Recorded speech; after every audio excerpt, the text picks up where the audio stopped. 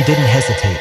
One shot rang out and she leapt into its path, taking the bullet without a sound. No command, no leash, just a choice. In that breaking moment, she wasn't a weapon or a project. She was something more.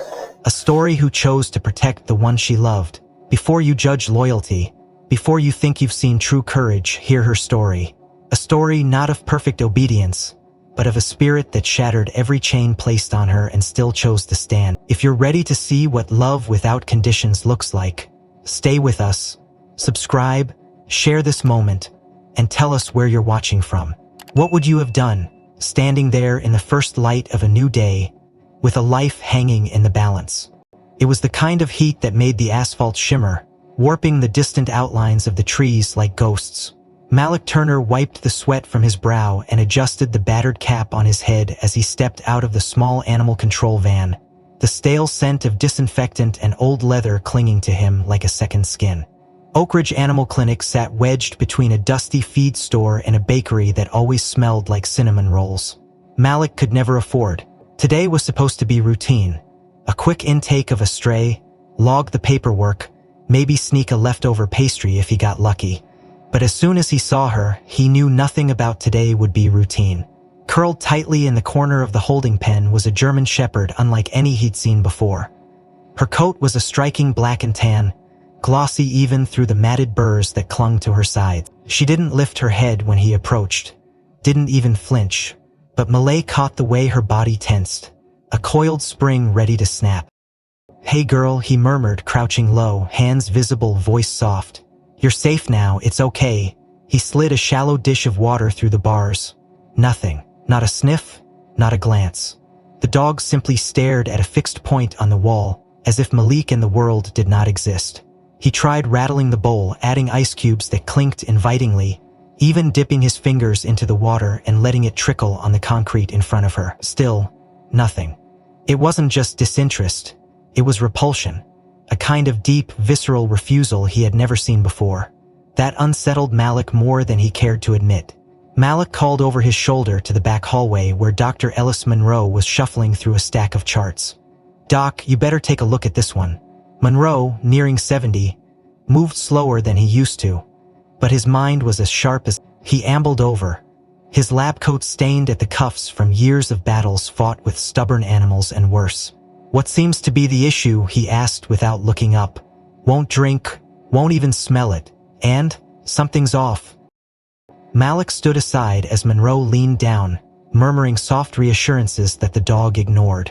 The old man reached out carefully, a hand steady from decades of practice, and gently lifted her muzzle. That's when he froze. Malik saw it happen, the sudden draining of color from Monroe's weathered face, the way his pupils shrank to pinpricks. Monroe didn't say a word at first. He just stared into the dog's mouth, as if trying to make sense of something his brain refused to accept. After a long beat, Monroe straightened, his hand falling away. His voice was a rasp. "Get the portable X-ray now." Malik obeyed without question, his heart hammering in his ribs. When he returned, Monroe was still standing there, not moving, not blinking. She sat up quickly, working in a silence thick enough to cut with a knife. As Malik positioned the machine, Monroe very carefully pulled back the dog's lips again, revealing the inside of her mouth to the faint hum of the X-ray charge. Embedded deep into the soft tissue of her upper palate was a glinting object, barely the size of a nickel, but unmistakably metallic. It sat flush with the bone, no signs of inflammation or infection. It wasn't an old wound, it wasn't an accident. It had been placed there surgically, intentionally. Monroe let the dog's muzzle fall gently back into place and covered his mouth with a trembling hand. He turned to Malik, his voice low and hoarse. This isn't just a stray. Someone did this on purpose." Malik stared at him, 100 questions clamoring for space in his mind. Who would do such a thing? Why? For what possible reason would someone implant metal into the mouth of an animal like this? He knelt beside the dog again, noting the slight tremor that ran through her body now. She wasn't aggressive, wasn't fearful exactly, but she was on edge, like a soldier locked in perpetual readiness. "You're not just running from something, are you, girl?" Malik whispered. "You were made to run." She lifted her head slightly then, her deep brown eyes meeting his for the first time. And in that single moment, Malik saw it. Not a stray, not an accident, not an animal abandoned by neglect or fate, but a survivor, carrying the heavy, silent burden of something he couldn't yet name. He reached through the bars, offering his hand palm up, giving her every opportunity to reject him. She didn't flinch. She didn't move, but after a heartbeat her nose touched the tips of his fingers, so light he might have imagined it. Hope flared painfully in his chest. He sat back on his heels and exhaled slowly. "Okay, Nova," he said, giving her a name because she deserved one, because whoever she had been before, she was something new now. "Nova it is." Monroe scribbled hastily onto a clipboard, his hands still unsteady. "We'll sedate and operate, extract the object. Carefully, no idea what we're dealing with yet." Malik nodded but couldn't tear his gaze away from Nova. Beneath the burrs and grime, beneath the trembling caution, there was something fierce and unbroken. Whoever had done this to her had failed to kill whatever spirit burned inside her. Malik had no idea what was coming next, but he knew one thing with a certainty that settled in his bones like a weight. He wasn't about to let her face it alone.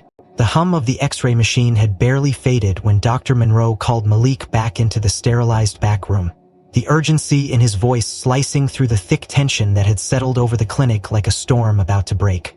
Malik dropped the clipboard he had been holding and rushed in to find Monroe staring at the developed film, his knuckles white as they gripped the lightboard. Malik followed his gaze and saw it, the foreign object, so neatly embedded in the soft tissue of Nova's upper palate. It might as well have been part of her body. But it wasn't just the chip that chilled Malik's blood. It was the faint halo around it, almost imperceptible unless you knew what to look for, a distortion, a shadow that suggested more than simple implantation. "It's active," Monroe muttered, tapping the film with a shaking finger. "It's emitting something, low frequency, maybe ultrasound or subsonic waves." Malik frowned, feeling the edges of fear sharpen in his chest. What does that mean for her? Monroe didn't answer directly. Instead, he crossed the room and retrieved an old but serviceable frequency scanner from the storage cabinet, a relic from his days consulting for military canine units. He adjusted the dial, narrowing the scanner's sensitivity to the lowest bands, and pointed it toward Nova, who sat eerily still on the examination table, her body tense but compliant. Almost immediately, the device emitted a faint, static noise, irregular but persistent, like an unseen heartbeat thrumming through the air. Nova's ears twitched, her muscles shuddering subtly with each pulse, though she made no sound, no protest. Malik leaned closer, realization dawning like a slow, sickening sunrise. "She's being triggered, isn't she? Whatever that thing is, it..." Monroe nodded grimly, or at least suppressing her instincts, modifying her responses, like a switch flipped inside her every time it picks up the right signal. Malik swallowed hard, 1,000 images flashing through his mind. Nova cowering from harmless noises, her refusal to drink, the way she seemed trapped inside herself, battling against commands she couldn't disobey. Rage and sorrow twisted together in his gut, but he forced himself to stay focused. "We need to find out more. What else could they have done to her?" Monroe hesitated, then slowly pulled on a pair of magnifying glasses and gestured for Malik to steady Nova's head. The dog allowed it with a kind of exhausted resignation that made Malik's heart ache. Using a penlight, Monroe began a meticulous examination of Nova's fur and skin, his breath shallow with concentration. Minutes dragged by until he paused at the base of Nova's skull, parting the dense black and tan fur with delicate fingers.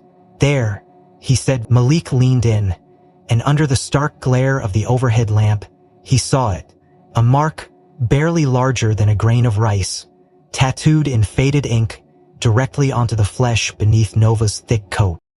It wasn't random, it wasn't natural, it was a designation. "Subject 9, Echo Class," Monroe read aloud, the words heavy with implications neither of them wanted to voice. Malik stared, a deep sense of wrongness sinking into his bones. Echo Class. It sounded clinical, detached, inhuman. Nova wasn't just a stray picked up from the side of the road. She was a product, a prototype, a living experiment. "Who the hell does this to a dog?" Malik muttered, his fists clenching until his knuckles turned white. Monroe straightened slowly, rubbing the back of his neck as if trying to ease the weight of what he had just uncovered. Echo class, I've heard rumors, he said slowly, back when I was consulting for the Department of Defense. They were testing behavioral modification protocols, not just training but hardwired obedience, using implants and frequency manipulation. Highly classified. Highly illegal. Malik felt his stomach churn.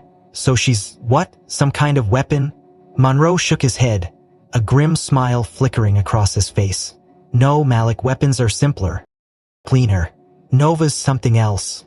She's a battlefield of experiments stacked on top of each other. And she's still alive. Still fighting. Malik looked down at Nova, whose deep brown eyes stared back at him with a heartbreaking mixture of confusion and determination. Whatever had been done to her, whatever hell she had survived, she hadn't broken. She was still here, still fighting to be more than what they had made her. He knelt beside her, laying a hand gently on her side. We'll fix this, he whispered. I swear to you, Nova. We'll find a way to tear out whatever chains they put inside you. Monroe clapped a hand on Malik's shoulder, the old man's grip surprisingly strong. First thing tomorrow, we prep for extraction. I'll sedate her, remove the implant if I can without damaging the surrounding tissue. But you have to understand, Malik, we don't know what pulling that thing out will do to her. She's been living with it. It might be integrated deeper than we can see. Malik nodded, his jaw set in grim determination. We don't have a choice. Leaving it in means leaving her chained. That's not living. Monroe sighed, then handed Malik a portable frequency jammer. A crude device, but better than nothing.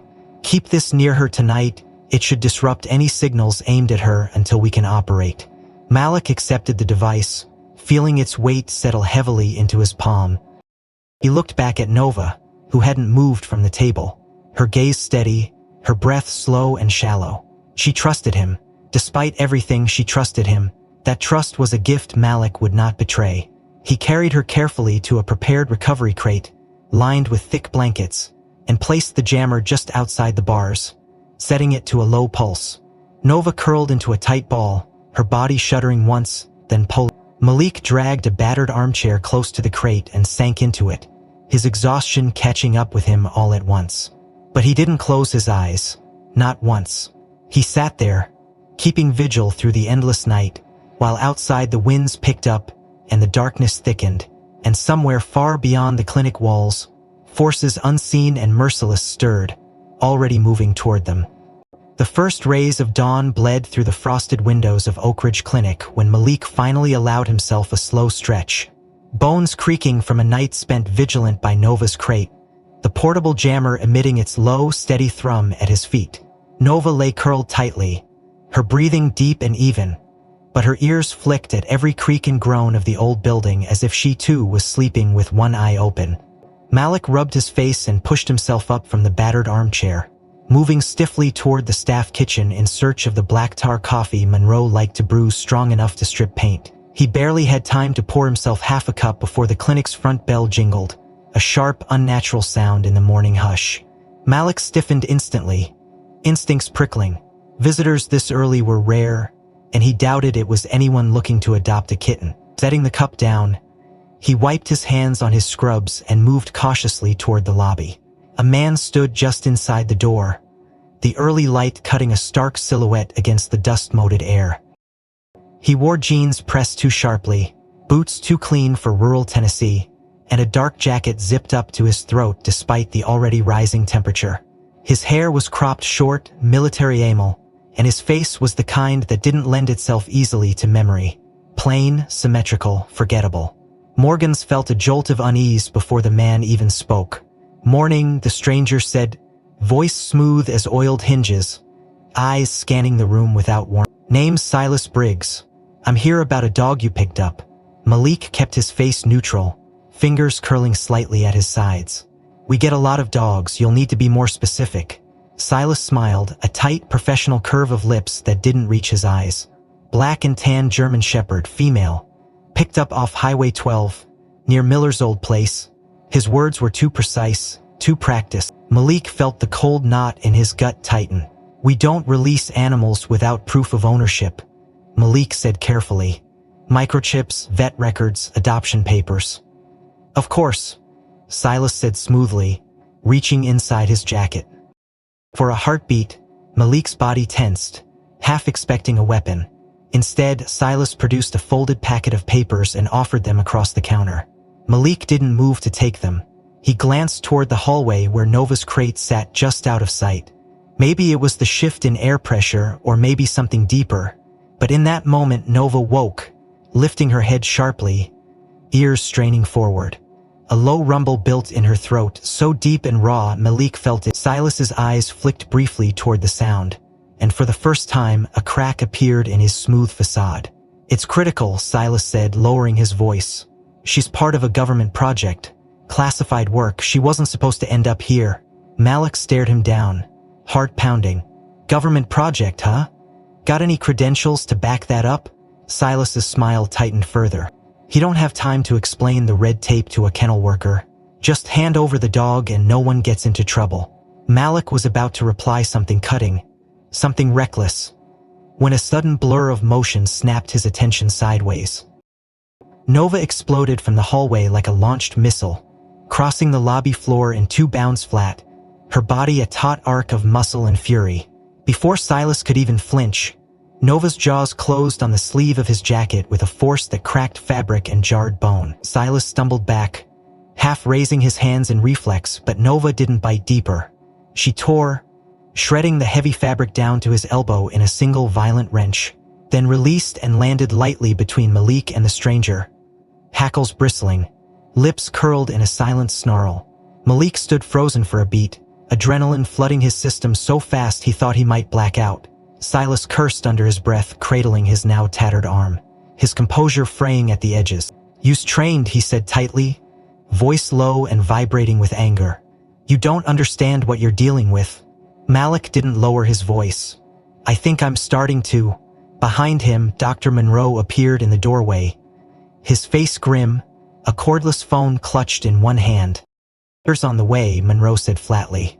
"You can explain your business to him." Silas's eyes darted once toward the parking lot, then back to Malik, calculating. His jaw worked silently for a moment, then he forced a thin smile and stepped carefully backward, palms up.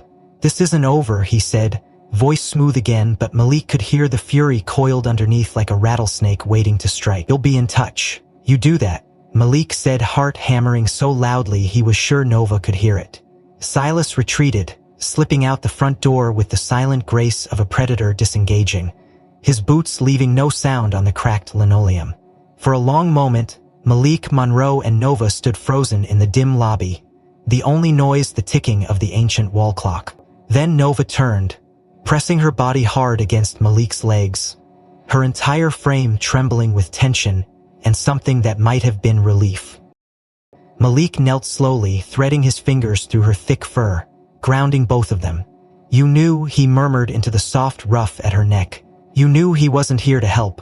Nova whined low in her throat, pressing closer, and Malik felt a fierce surge of protectiveness rise inside him like wildfire. Whatever Silas Briggs wanted, whatever forces were now turning their eyes toward this quiet corner of Tennessee, they weren't going to take Nova without a fight, not while he was breathing. Monroe cleared his throat, dragging Malik's attention back. "We need to move her," he said. "Someplace safer, somewhere they won't find her so easily." Malik nodded, already forming a plan, but the tight knot of dread in his stomach told him that moving would only buy them time, not safety. Nova had drawn blood today, a warning loud and clear. But warnings only bought so much mercy in a world that saw beings like her as nothing more than property to reap. The rest of the day passed like a coiled spring, every noise amplified, every shadow deepened by the tension that gripped Oak Ridge Clinic in an iron fist.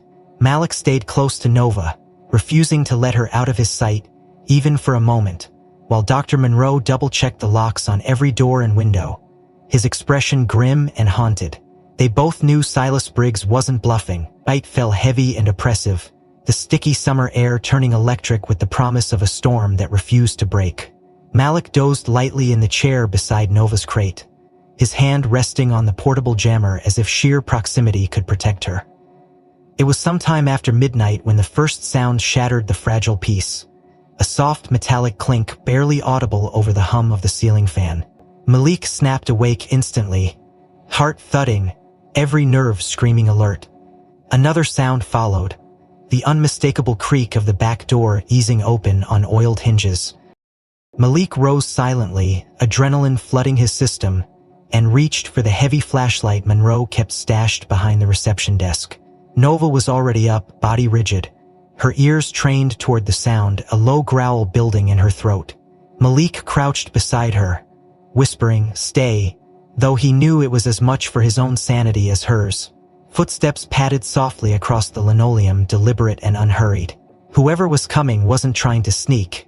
They were moving with the confident arrogance of someone who believed no one could stop them. Malik peered around the corner in time to see a figure dressed in black tactical gear moving toward the crate, a small device clutched in his gloved hand. Malik recognized it instantly from training seminars he had attended long ago. A portable frequency override, it could disable the jammer, strip away Nova's thin shield of protection, and render her a helpless puppet to whoever was broadcasting the control signal. The thought ignited a cold fury inside him. Without thinking, Malik surged forward, swinging the flashlight like a bat. The heavy metal casing connected with the intruder's arm, sending the device clattering to the floor. The man grunted, twisting toward Malik, but Nova didn't wait for a command. She lunged, teeth flashing, knocking the intruder off balance. They crashed into a shelving unit, sending supplies raining down around them in a cacophony of sound. Somewhere in the chaos, another figure shouted from outside. Malik grabbed Nova's collar and hauled her back, heart pounding. "We have to go," he gasped. Now, Monroe stumbled into the room, half-dressed and bleary-eyed, but took in the situation in an instant. "Out the front," he barked, grabbing a handful of keys from the counter and tossing them to Malik. Malik didn't waste a second. He yanked open Nova's crate, clipping the leash onto her collar as he ran. Nova surging at his side, her nails scrabbling on the slick floor. They burst through the front door into the heavy night air, Malik fumbling to unlock his battered truck. Behind them, the crash of boots and shouted curses echoed through the clinic. Malik shoved Nova into the passenger seat and jumped behind the wheel, jamming the key into the ignition. The engine roared to life just as a figure appeared at the clinic doorway, silhouetted against the dim interior lights. Malik didn't wait to see if he was armed. He slammed the truck into gear and tore out of the parking lot, tires shrieking, gravel spraying behind them. They sped through the empty streets, past darkened storefronts and sleeping houses. Malik's hands white-knuckled on the steering wheel, heart slamming against his ribs. Nova sat upright, alert but silent, her eyes locked on the rearview mirror as if she too was watching for pursuit. After several minutes and no sign of headlights following, Malik risked a glance at her. "You okay, girl?" he whispered. Nova didn't react, didn't move, but the tension vibrating through her body told Malik everything he needed to know. He drove on, instinct guiding him toward the edge of town, away from streetlights and cameras and anyone who might remember seeing a black truck and a German Shepherd fleeing into the night.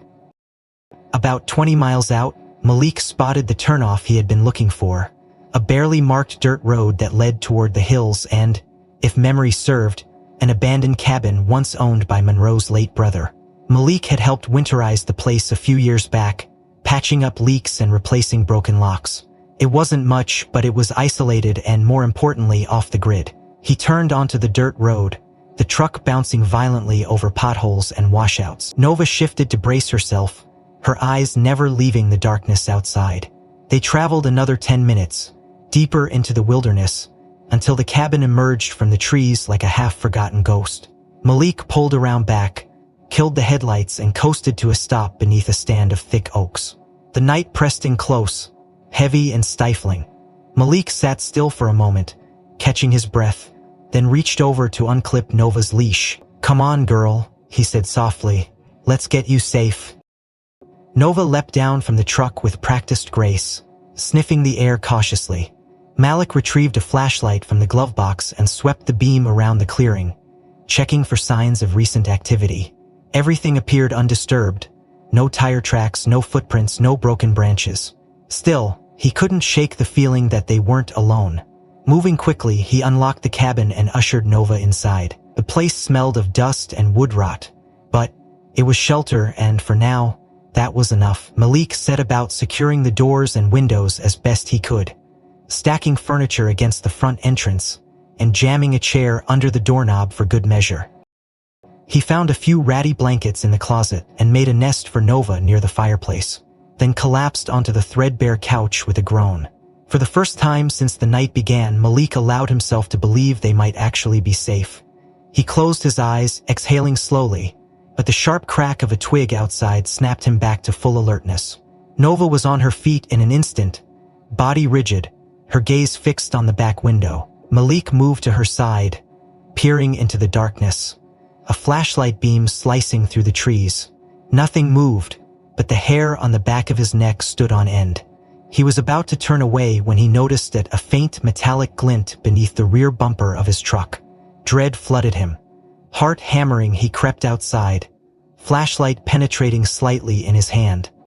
Dropping to one knee behind the truck, he spotted the device immediately, a small black box no larger than a pack of cigarettes, affixed to the chassis with a magnet, a tracking device.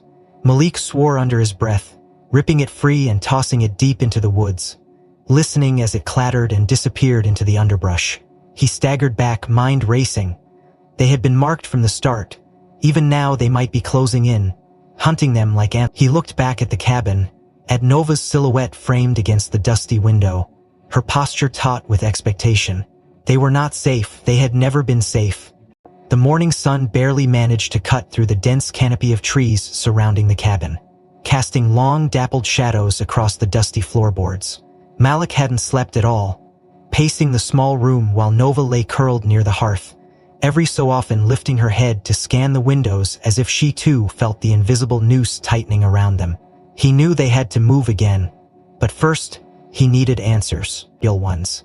He needed to understand what Nova was running from, what he was now protecting with his own life. His phone buzzed softly against the table, the cracked screen lighting up with a single message from Dr. Monroe. Need to talk. Urgent. Malik's fingers hovered over the reply for a moment before he typed back, "Call secure line." Minutes later, the battered satellite phone Monroe had insisted Malik take with him rang with a shrill beep. Malik snatched it up, heart thudding. "Talk," he said, voice low.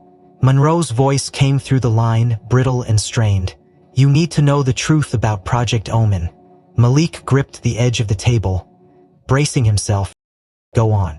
There was a long pause, and when Monroe spoke again, it was like hearing a confession peel away decades of buried guilt. "Before Oak Ridge, before I came here, I worked with the Department of Defense, Early Behavioral Research. The official name was Project Omen.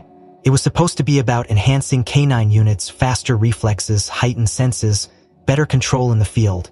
At first, it was just conditioning, operant and classical, nothing out of the ordinary." His voice cracked slightly, but it didn't stay that way. Malik stared at the cracked plaster wall, feeling a cold, sinking dread seep into his bones. "What happened?" Monroe exhaled shakily. "They moved beyond training. They started experimenting with neurological implants, chemical modifiers, sensory manipulation. The goal shifted from enhancement to control. Total control. The perfect obedient soldier, no hesitation, no independent thought." Malik closed his eyes briefly, picturing Nova's rigid posture, her uncanny stillness, the haunted look buried deep in her eyes. "Nova," he said. "She's one of them. Worse," Monroe whispered. "He's one of the prototypes they lost track of after the Miller property fire. A version we thought never survived past field trials." Malik's stomach churned. "Field trials?" Monroe hesitated, then added grimly, "They tested behavioral triggers in live environments. Loud noises, lights, scents. They trained the dogs to respond instantly, to kill, to freeze even." He trailed off. Malik's fists clenched. Even to self-terminate if captured." Monroe said hollowly. "Certain frequencies, certain coded commands embedded deep during conditioning. Failsafes." Malik felt the world tilt beneath him. He staggered to a chair and sank into it, the satellite phone slipping slightly in his sweat-slicked grip. Nova was not just a survivor. She was a ticking time bomb. Someone, somewhere could still hold the trigger. "Can it be undone?" he asked, the words scraping out of his throat. "Can we break it?" Monroe's silence stretched so long Malik thought the call had dropped. Finally, the old man said, "I don't know. We never had a case where one broke conditioning. Until now." Malik scrubbed a hand down his face. trying to organize the chaos inside his mind.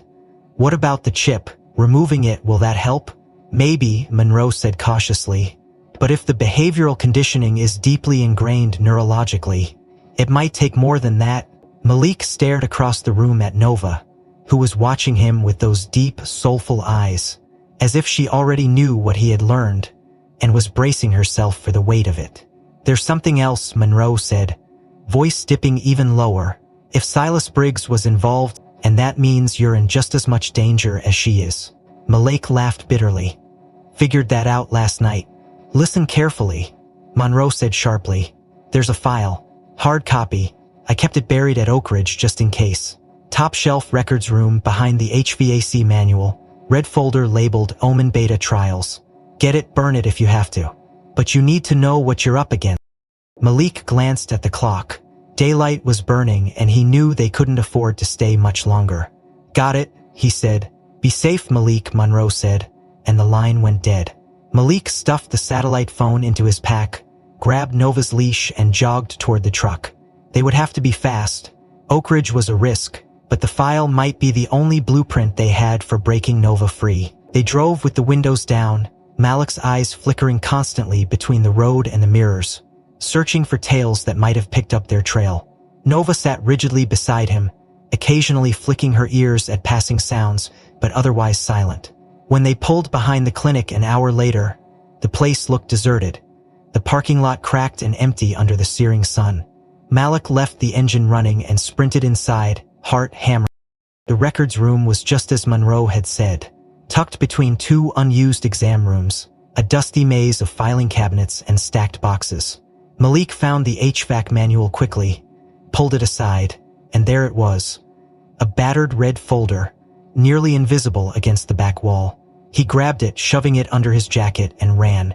Back in the truck, he tossed it onto the seat and peeled out of the lot without a backward glance. Only once they were several miles out did he pull over onto a deserted gravel turnout and open the folder. The contents were yellowed with age, the ink faded but still legible. Malik flipped through the pages, nausea rising with each line he read. Behavioral response programming, subsonic trigger sequences, operant conditioning tables, and there, stapled to a photocopy of a training log, was a name. Subject 9 Echo Class Nova. Beside it, scrawled in red pen, a chilling annotation. Conditioning response intact. Final trial self-termination protocol pending field activation. Malik slammed the folder shut, hands shaking. Nova whimpered softly beside him, nudging his arm with her nose. Malik looked down at her, feeling a surge of helpless fury so raw it nearly blinded him. He made you, he whispered. They made you hurt yourself if they couldn't use you. Nova pressed closer, her body warm and solid against his side, anchoring him against the spiral of rage and despair. Malik breathed deeply, forcing his mind back into focus. They weren't done, not by a long shot. The gravel cracked under Malik's boots as he climbed back into the truck, the red folder heavy with grim revelations tucked under his arm. Nova's dark eyes following his every move with a kind of knowing fear. Malik didn't start the engine immediately. He sat behind the wheel, gripping the steering column, heart hammering at his chest, staring blankly at the road ahead. Nova, the dog who had somehow survived the impossible, was living with a command buried so deep inside her that if triggered, it could erase her existence in a blink. Malik turned toward her, his jaw tightening with resolve. We're not going to let them win, he said under his breath. More a promise than a plan. Reaching into the glove box, he pulled out the portable jammer Monroe had given him days earlier, its tiny LED still pulsing faintly. He knew it was barely holding back the signals that sought to reclaim Nova. Signals that could come at any time, from any distance. Clenching his teeth, Malik dug into the emergency kit beneath the seat, pulling out a set of pliers, a soldering tool, and a cracked manual on signal jamming devices Monroe had once shoved into his hands with a muttered, just in case. Malik laid it all out on the center console and looked at Nova. This is going to hurt, he whispered, throat thickening. But you're stronger than anything they did to you. You hear me? Nova didn't move, but the slow thump of her tail against the seat was answer enough. Working quickly, Malik disabled the jammer safeties and recalibrated its output. boosting the frequency block as high as the circuits could tolerate without melting. It was risky, but it had to be done. Then, hands trembling slightly, he turned his attention to Nova's collar, where the remnants of the original implant receiver were still hidden beneath her thick ruff of fur. Using the pliers and sheer determination, Malik located the tiny filament wires running from the subcutaneous receiver to her neural pathways. The instant he began to sever the first connection, Nova stiffened violently, a raw, guttural sound tearing from her throat unlike anything Malik had ever heard before. She thrashed, snapping her jaws at the air, her muscles convulsing as if invisible hands were trying to rip her apart from the inside out. Malik dropped the pliers and wrapped his arms around her, anchoring her trembling body against his, whispering desperately into her ear. "It's okay, Nova. It's okay, fight them. You're free. You're free." But Nova's entire frame convulsed, her head whipping side to side, claws tearing into the seat fabric as she battled against a tide of commands no longer masked by the weakened jammer. Her cries rose into the suffocating air of the truck, raw and jagged, each one shredding Malik's heart a little more. He could feel her body trying to obey an order her soul was rejecting, the conflict ripping her apart moment by moment. Desperation surged through him.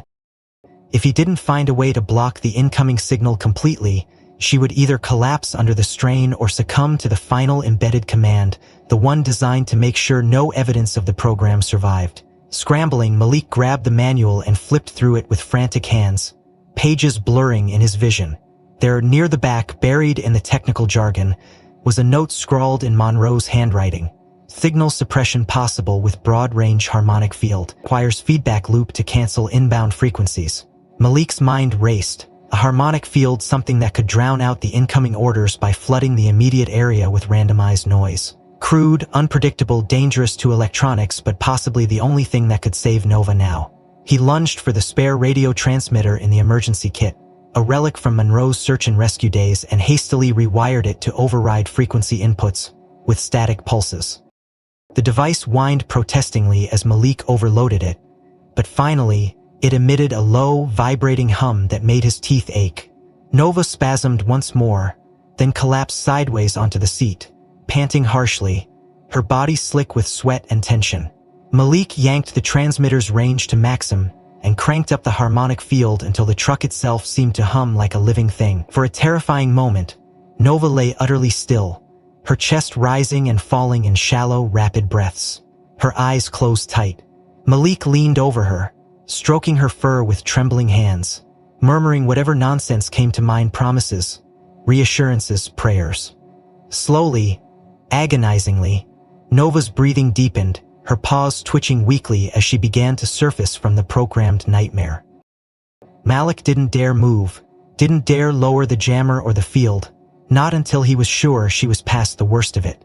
He sat there for what felt like hours, keeping the feedback loop active, the truck's electronics protesting with intermittent clicks and flashes, the radio blaring incoherent static into the stifling heat.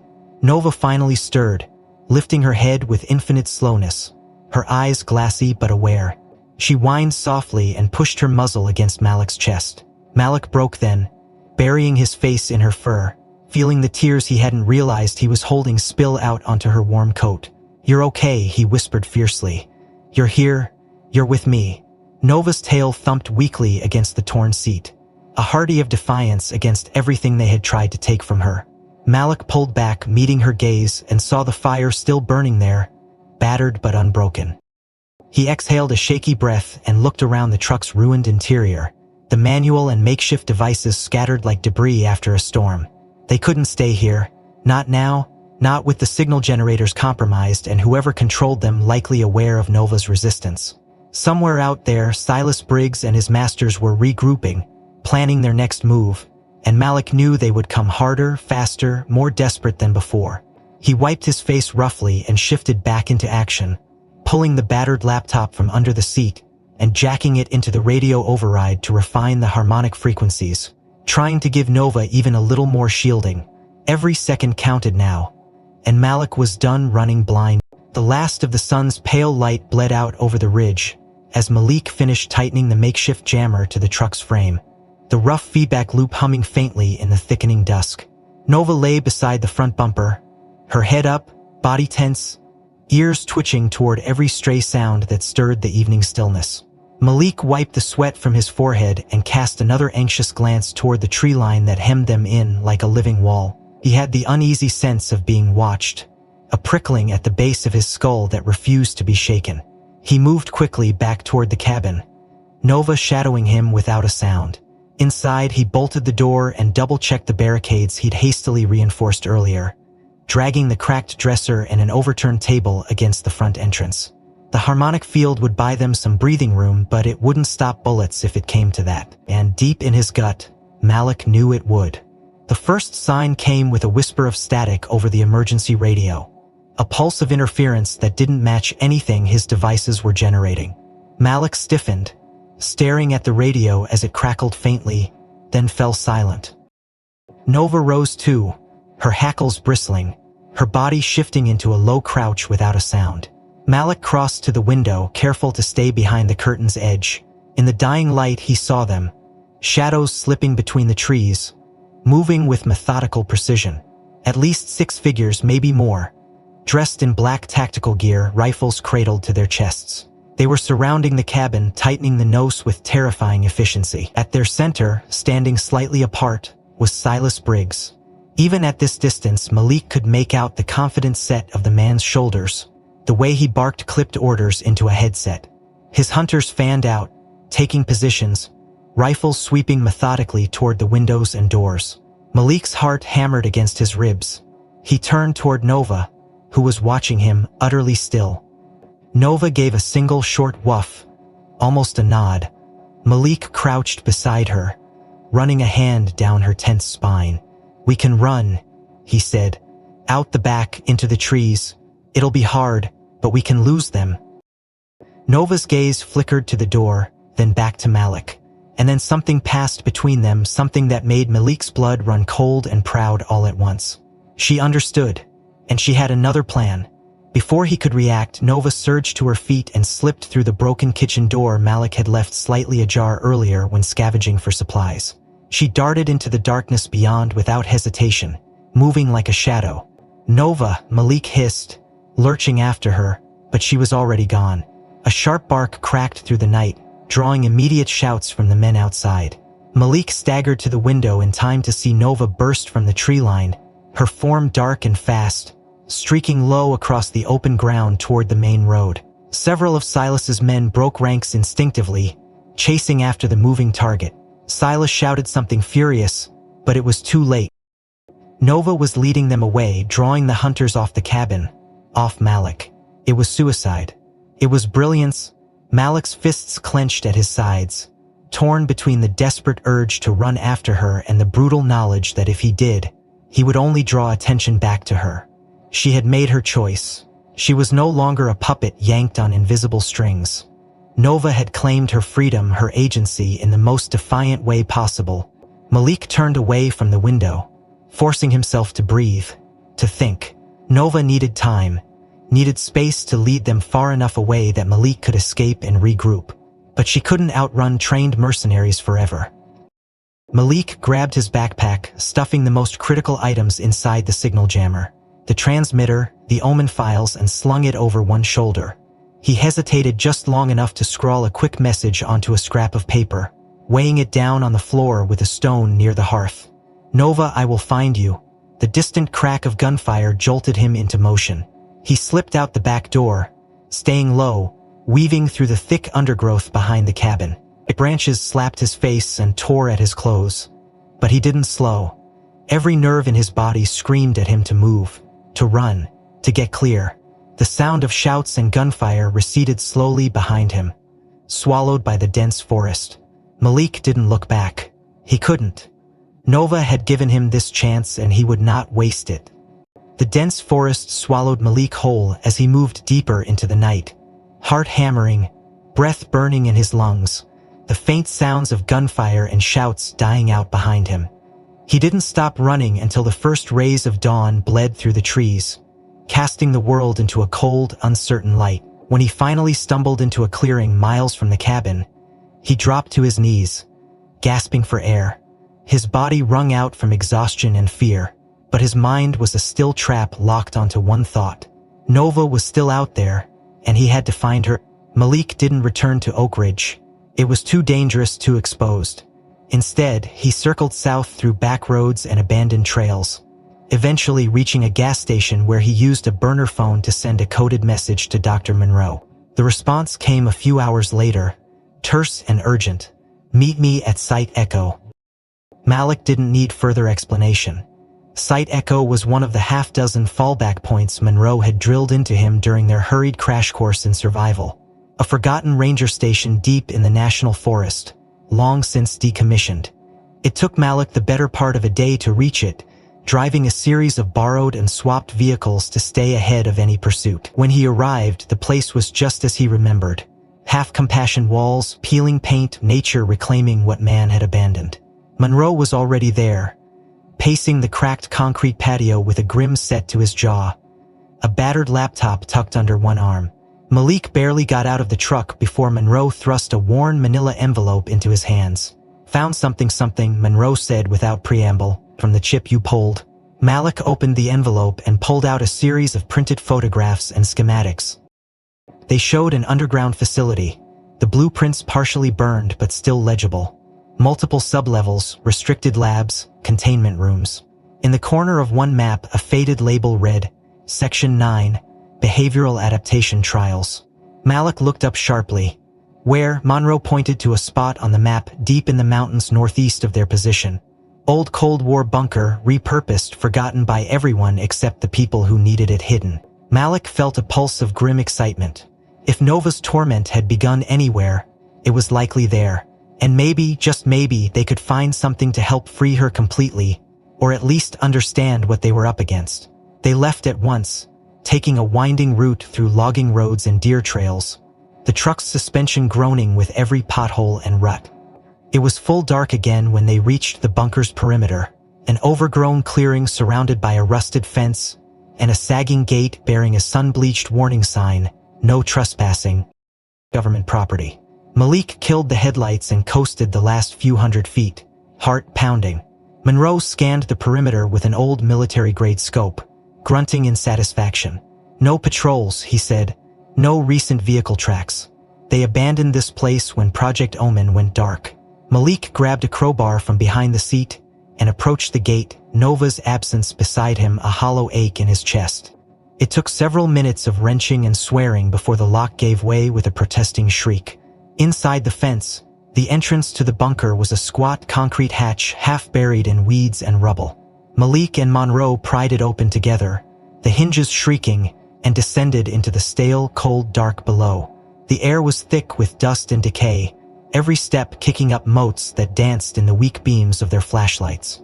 The corridor stretched away into blackness, lined with peeling walls and abandoned equipment. Some doors hung ajar, others sealed tight with rusted bolts.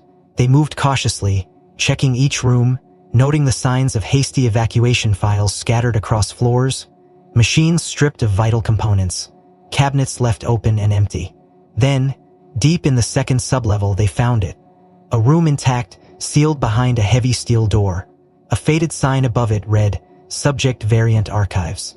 Together they forced the door open, the metal shrieking in protest. Inside, the temperature dropped sharply, and the air smelled faintly of disinfection and something older, fouler. The room was filled with rows of filing cabinets, reinforced and sealed, but several had been left partially open in the hasty retreat. Malik moved to the nearest cabinet and yanked out a folder labeled Project Omen Phases. He flicked through it, Monroe peering over his shoulder. The pages were dense with technical jargon, but the horrifying core was clear enough. Multiple test subjects, canines primarily, had undergone neural conditioning experiments designed not only to control but to alter their base instincts. Subject designations ran down the pages: Subject 3, Subject 6, Subject 11, and in red ink beside each, deceased. Malik swallowed thickly and turned to the next page. His breath caught, Subject 9, Echo Class, Anomalous Behavior. Notes followed in quick, clinical shorthand. Initial conditioning successful. Long-term deviation detected. Spontaneous override of kill sub protocols. Memory resilience exceeds parameters. Malik read the final notation aloud, voice cracking. Surviving subject, Further observation terminated due to containment failure. Nova hadn't just survived the experiments. She had broken free of them, alone, against every system and safeguard designed to crush her will. Malik stared at the words, his hands trembling. Monroe laid a hand on his shoulder. "She's not just a survivor," he said quietly. "She's proof." Malik shoved the folder into his pack and moved deeper into the room. On the far wall, a series of grim photographs were pinned to a cracked corkboard. Grainy black and white images of dogs in cages, hooked up to machines, their eyes vacant and lifeless. All except one. In the bottom corner, slightly out of focus, was a photo of a young German shepherd with fierce, burning eyes, lunging at the bars of her cage. The caption was almost illegible, but Malik could make out the first word, Nova. He ripped the photo down and stuffed it into his pocket. "We have to move," Monroe said, glancing toward the door. "If anyone's monitoring residual power signatures, they'll know someone's been here." Malik nodded, slinging the pack over his shoulder. They had found the truth. But the truth wasn't enough. Not yet. The truck rattled along the cracked asphalt road winding down from the forgotten bunker. The heavy pack of files resting on Malik's lap feeling heavier with every mile they put behind them. Monroe drove in silence, his weathered hands tight on the wheel, eyes flicking constantly between the rearview mirror and the endless dark forest unfolding around them. Malik stared out the window, mind churning, the truth about Nova searing into his brain like a brand. She had broken their programming, not just survived it but transcended it, something no other subject had managed. It explained so much: the flickers of intelligence in her gaze, the strange way she could sense danger before it struck, how she reacted not with instinctive fear but with calculated defiance. She wasn't just fighting back, she had evolved. The realization brought a raw ache to Malik's chest, a fierce surge of protectiveness that bordered on rage. They had tried to crush her spirit, and instead they had forged something extraordinary. He had to find her, he had to bring her home. As if reading his mind, Monroe spoke, voice low. "We need to understand exactly what they did to her if we're going to protect her." Malik nodded, flipping open one of the stolen files. Inside, detailed schematics outlined modifications not just to the behavioral response centers but also to olfactory and limbic system pathways. Malik frowned, tracing the diagrams. "You enhanced her scent processing," he murmured, "beyond normal canine parameters." Monroe grunted. "Not just smell pattern recognition. Emotional scent markers. It's theoretical, but if they succeeded, she could detect fear, deceit, aggression before a human could even articulate it." Malik's stomach twisted. No wonder Nova could sense when people meant harm. No wonder she had reacted so violently to Silas Briggs. She wasn't just guessing. She knew. Malik turned another page and froze. A section marked Memory Residue Mapping Phase Echo. Photographs, diagrams, and at the bottom a chilling transcript. Interrogation sequence logs, commands issued to handlers. And there, among the clinical notations, a single directive stamped in red. All defective subjects to be terminated on site. Retain Subject 9 for observation. Malik's fingers tightened painfully on the paper. Silas hadn't just overseen the experiments. He had given the order to kill every other dog who had deviated from programming. Every life snuffed out like a failed experiment, a disposable asset. Every life except Nova's. Malik's heart thundered in his chest as pieces slammed into place. Silas hadn't been chasing Nova to rescue her or reclaim lost property. He had been hunting her because she was proof of their failure, and because she was the only variable he hadn't been able to control. Monroe's voice broke into his spiraling thoughts. "Look at this," the old man said, passing Malik another file. Inside were grainy photos of Silas, younger but unmistakable, standing inside sterile labs, clipboard in hand, watching expressionlessly as handlers dragged terrified animals into testing chambers. In one photo, barely visible in the corner, was Nova just a pup then, ears too big for her head, defiance already burning in her eyes as she strained against the leash. Malik swallowed hard against the lump rising in his throat. Nova remembered. She had seen him, had scented the blood and betrayal baked into Silas's very skin. No wonder she had reacted the way she did. She didn't need commands or signals to know who her enemy was. She could feel it. The truck crested a hill and Malik spotted a rundown rest area ahead. A broken payphone, a few battered picnic tables half swallowed by weeds. Monroe pulled off without a word, killing the engine but leaving the keys in the ignition. They climbed out into the night, the cool air prickling Malik's sweat-soaked skin. For a moment, they just stood there, breathing the weight of the revelations pressing down on. Malik leaned against the hood, staring up at the indifferent stars. "We have to end this," he said, voice rough.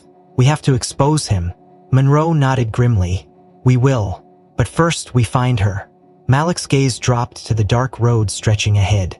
Somewhere out there, Nova was fighting her own battle, alone against a world that had treated her like a weapon to be pointed and fired at will.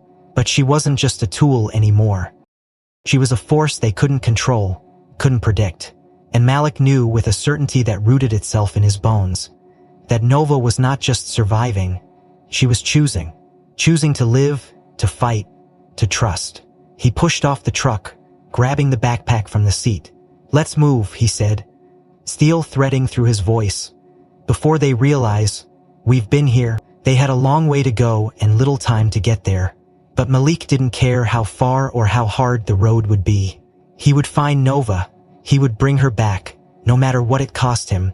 The night bled into a smoky, violet dawn as Malik and Monroe tracked the last signal trace to an abandoned quarry on the outskirts of a forgotten town. The kind of place where no one asked questions and no one looked too hard at strangers. Malik's heart hammered in his chest as they parked the truck behind a crumbling shed, scanning the horizon. There, across the broken ground, was Silas's convoy, black SUVs glinting under the fading stars, men in tactical gear moving with cold precision around a makeshift camp. And chained to a post at the center, battered but unbowed, was Nova. Even at a distance, Malik recognized her proud silhouette, the way her head lifted when she sensed him near, her body trembling but not from fear. He knew they had wired her with another control device, could see the ugly harness strapped across her shoulders. But when Nova turned her gaze toward him, something deeper flared in her eyes. Recognition, defiance, trust. Malik tightened his grip on the rifle slung over his shoulder and nodded once to Monroe, who circled wide to create a diversion. The plan was simple. Hit fast, hit hard, get Nova free. But nothing ever stayed simple. They made it halfway across the quarry when everything exploded into chaos. Gunfire ripped through the pre-dawn haze, shouting and flashbangs splitting the air into jagged shards of sound. Malik sprinted low across the ground, weaving between crumbling stone piles, every nerve locked on Nova's location. Silas appeared from the smoke like a ghost, a pistol in his hand, his eyes burning with a fanatic's certainty. Malik raised his rifle, but Silas was faster, swinging the barrel toward him with deadly intent. The shot cracked like thunder. Malik barely had time to brace before a dark blur hurled itself between him and the bullet. Nova. She took the hit full in the shoulder, her body jerking with the impact but somehow staying upright, a low, savage growl tearing from her throat. She staggered but planted herself between Malik and Silas, her legs splayed, her teeth bared, her whole being radiating a furious, unwavering will to protect. Malik roared and fired, the bullets slamming into Silas's shoulder, knocking the man back into the dust. The mercenaries faltered, confused, leaderless, and Monroe picked them off one by one with clinical precision from the ridge above. Malik dropped to his knees beside Nova, his hands slick with her blood as he cradled her trembling frame. "Stay with me," he gasped, voice breaking. "Nova, please, stay with me." Nova's breathing was ragged, each gasp shallow and strained. But her eyes, oh God, her eyes were steady on his, soft and full of something Malik had no words big enough to name. She licked his wrist weakly, a slow, deliberate motion, and with her final strength she pressed her head against his chest, her body going still as the first rays of sunlight broke over the quarry's ragged edge.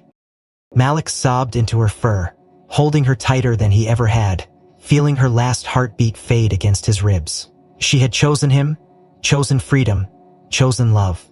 They buried her in a grove near a silent lake, the water reflecting the sky in endless silver ripples. Malik carved a simple marker from driftwood and stone, setting it at the foot of her grave. On it, he burned the words by hand. Nova Turner.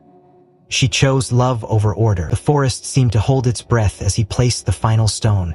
a hush falling over the clearing as if even the world itself mourned the loss of a soul too fierce, too bright to be contained.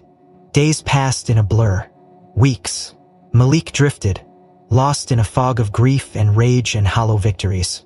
Until one morning he woke with a new purpose burning inside him like a second heartbeat. He sold what little he had left, took the insurance settlement from the wreckage of Oak Ridge, and bought a piece of land near the lake where Nova had found peace. There, he built something new, something that might, in some small way, honor her sacrifice. He called it Nova's Echo, a sanctuary for retired military dogs, police canines, any creature who had served and suffered and been discarded. No cages, no chains, only open fields, warm hands, and a promise that here no one would ever again be treated as a tool, a weapon, a thing. The first residents arrived slowly, an old bomb-sniffing dog with cloudy eyes, a retired tracking dog with a limp, a shepherd missing half an ear. Malik welcomed each of them by name, looking into their eyes and seeing echoes of Nova's unbreakable spirit, staring back. Some nights, when the wind curled down from the mountains, and the stars wheeled overhead like silent witnesses, Malik would sit by the lake and tell her story to the new arrivals, his voice soft but certain. He spoke of courage, of freedom, of the way one dog had refused to let cruelty define her, had chosen love when obedience would have been easier. He spoke of Nova, who had lived and fought and loved more fiercely than any human he had ever known. And sometimes, when the wind shifted just right, carrying the scent of pine and earth and distant water, Malik could almost feel her there beside him, a warm, solid presence pressed against his side, breathing in rhythm with his own. If this story moved something in you, if you felt the weight of Nova's choice, or Malik's fight to honor it, don't just scroll past, subscribe to stay with us. We're telling more than stories here. We're digging into the ones we never hear, the ones that deserve to be remembered. And tell me this, what moment hit you the hardest? Was it when Nova stood between the bullet and Malik, or when she finally rested by the lake? Where were you watching when that final line hit? Comment below. Let's make sure her name echoes beyond the silence.